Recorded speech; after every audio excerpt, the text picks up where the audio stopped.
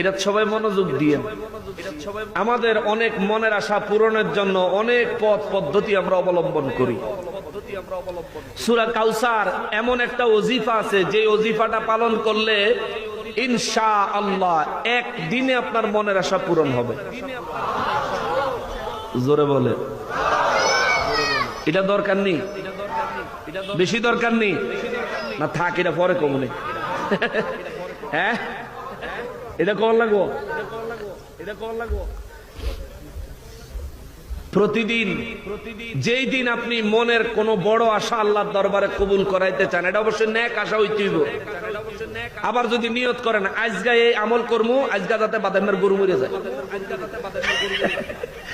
এটা না, নেক আশা। নেক আশা যে ব্যক্তি কোনো একদিনে আল্লাহর দরবার থেকে নিজের মনের ফরিয়াদ পূরণ